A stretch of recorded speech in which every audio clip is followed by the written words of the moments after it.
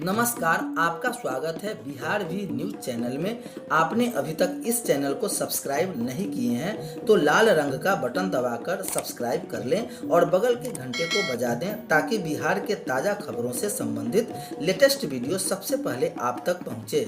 बिहार के शिक्षा मंत्री विजय कुमार चौधरी ने कर दिया ऐलान, अब राज्य के सभी सरकारी स्कूलों में मध्याह्न भोजन से पहले मिलेगा नाश्ता। नई राष्ट्रीय शिक्षा नीति के तहत लिया गया बड़ा फैसला, मध्याह्न भोजन से पहले छात्रों को मिलेगा नाश्ता। 72,000 प्रारंभिक स्कूलों में लागू होगी ये नई योजना। 1,66,00,000 से ज़्यादा बच्चे लाभान्वित होंगे। यूनिसेफ की मदद से सभी बच्चों का स्वास्थ्य सर्वेक्षण कराया जाएगा। शिक्षा विभाग कुपोषण से निपटने के लिए किए जाएंगे अहम फैसले।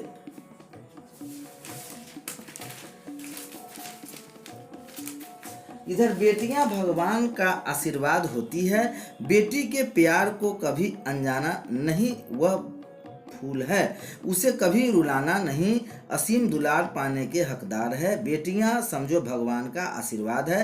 बेटियां रविवार को कवि सम्मेलन में जब कवि शायर डॉक्टर नर्मदेश्वर चौधरी ने यह पंक्तियां सुनाई तो तालियां गूंज उठी।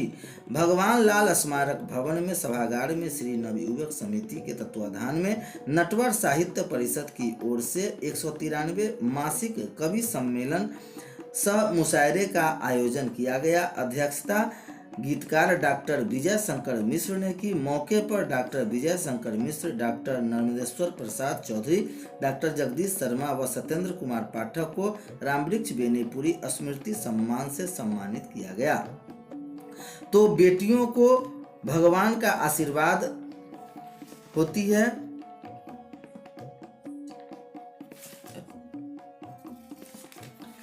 एलएस कॉलेज के संरक्षण में मदद करे सरकार। भारत सरकार के पूर्व मंत्री पद्मश्री डॉक्टर सीपी ठाकुर ने प्राचार्य को ओम प्रकाश राय के आमंत्रण पर लंगट सिंह कॉलेज का दौरा किया। डॉक्टर ठाकुर ने बाबू लंगट सिंह तथा कॉलेज के दिनकर पार्क में रामधारी सिंह दिनकर की प्रतिमा पर माल्यार्पण किया। डॉक्टर ठाकुर ने के साथ बिहार विश्वविद्यालय के कुलपति प्रोफेसर हनुमान पांडे तथा भाजपा के केंद्रीय कार्य समिति के सदस्य दीपक ठाकुर भी थे। प्राचार्य प्रोफेसर ओम प्रकाश राय ने डॉक्टर सीपी ठाकुर, कुलपति प्रोफेसर हनुमान पांडे समेत सभी अतिथियों को सम्मानित किया। साथ ही कॉलेजों में चल रही वर्तमान अकादमिक गतिविधि से अवगत कराया। प्राचार्य प्रोफेसर ओम प्रकाश राय ने डॉक्टर ठाकुर और दीपक ठाकुर से कॉलेज की आधारभूत संरचना के संरक्षण के लिए सकारात्मक कॉलेज की बात पहुंचाने की अनुरोध की। 26 केंद्रों पर हुई पारा मेडिकल व पॉलिटेक्निक की परीक्षा में 5,000 से अधिक परीक्षार्थी हुए शामिल। केंद्रों पर दंडाधिकारी व पुलिस पदाधिकारी रहे तैनात। मुजफ्फरपुर में रविवार को पारा मेडिकल और पॉलिटेक्निक की परीक्षाएं हुई। 2 पालियों में हुई परीक्षा में करीब 5,000 अभ्यर्थी शामिल हुए। इसे लेकर जिला प्रशासन ने शहर के 26 परीक्षा केंद्र बनाए गए थे, जहां दंडाधिकारी व पुलिस अधिकारी की तैनाती की गई थी। नगर डीएसपी रामनरेश पासवान ने बताया कि परीक्षा कदाचार मुक्त रहे। किसी भी परीक्षा केंद्र पर मुन्ना भाई के पकड़ाने की सूचना नहीं है। सुबह 8 बजे से ही परीक्षार्थी स्थानीय एलएस कॉलेज, आरडीएस कॉलेज आदि परीक्षा केंद्रों पर पहुंचने लगे। सभी परीक्षा केंद्रों पर परीक्षार्थियों की थर्मल स्कैनिंग से जांच की गई, फिर सैनिटाइजर के बाद तय मानक के अनुरूप क्लासरूम में बैठाया गया। इसके पहले परीक्षा ली गई। इधर पहली पाली और दूसरी पाली के बीच कई इलाकों में जाम भी लगा, लेकिन परीक्षार्थी किसी तरह परीक्षा केंद्र पर पहुंच गए। परीक्षार्थी का बैग ढूंढने में लगे रहे केंद्राधीक्षक। पारा मेडिकल की परीक्षा में रविवार को उस समय डीएवी खबरा केंद्र पर हड़कंप मच गया जब एक छात्र ने अपना बैग स्मार्टफोन गायब होने की सूचना दी। छात्र लगातार रोए जा रहे थे। केंद्राधीक्षक से लेकर मजिस्ट्रेट तक घंटे तक उस बैग की खोज में जुटे रहे।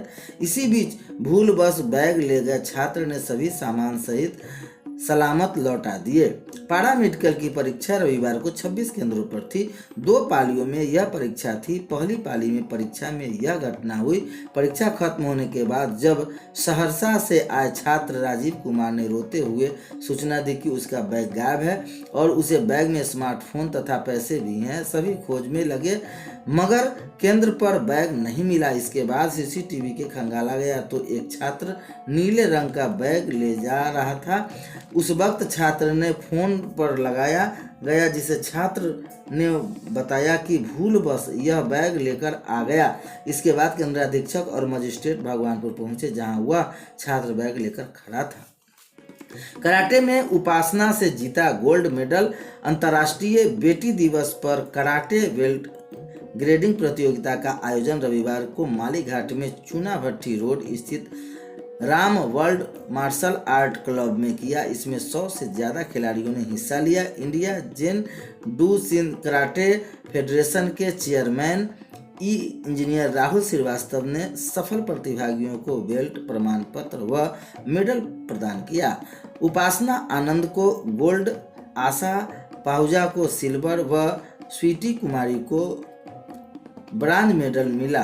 रोहित प्रजापति, हिमांशु राज, बबली कुमारी को ब्राउन बेल्ट, तनुश्री, उपासना आनंद, आदित्य कुमार, आशी विशाले, तनय श्रीवास्तव,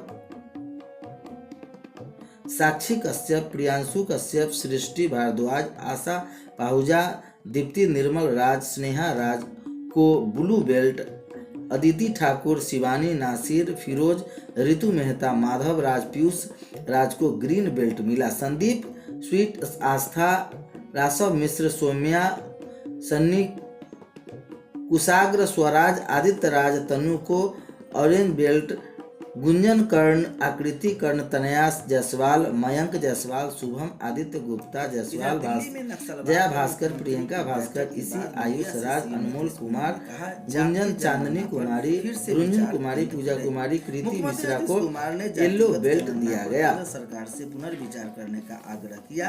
कहा कि हम लोग शुरू से कह रहे हैं कि जातीय जनगणना होनी चाहिए। बिहार के 10 राजनीतिक दलों ने मिलकर यह मामला उठाया है। विधानसभा से 2 बार सर्वसम्मति प्रस्ताव भी पारित हुआ है। हमारा यही कहना है कि इस मामले में विचार कर जातिगत जनगणना कराई जाए। रविवार को नक्सलवाद पर मुख्यमंत्री की बैठक में शामिल होने दिल्ली गए मुख्यमंत्री ने पत्रकारों से बातचीत में कहा कि जहां तक कि कोर्ट का सवाल है, यह सोशियो इकोनॉमिक कास्ट से जुड़ा मामला है। अगर कोई यह कहे कि पिछली बार की सोशियो इकोनॉमिक्स सेंसस की रिपोर्ट सही नहीं है, इसलिए जातिगत जनगणना नहीं हो सकती है, यह बात उचित नहीं है। पिछली बार की रिपोर्ट का जातीय जनगणना से कोई संबंध नहीं है। उन्होंने कहा कि जातिगत जनगणना देश हित में है और इसमें देश का भला है। हम लोगों का इस मामले पर जो विचार है वह सभी को मालूम है। हम लोगों की इच्छा है, यह सब लोग जानते हैं। इस मामले पर हमने केंद्र सरकार को पत्र भी लिखा था। जब जातीय जनगणना होगी तभी लोग के बारे में सभी जानकारी मिल पाएगी कि कौन पीछे है। वैसे लोगों को आगे करने के लिए हम बेहतर निर्णय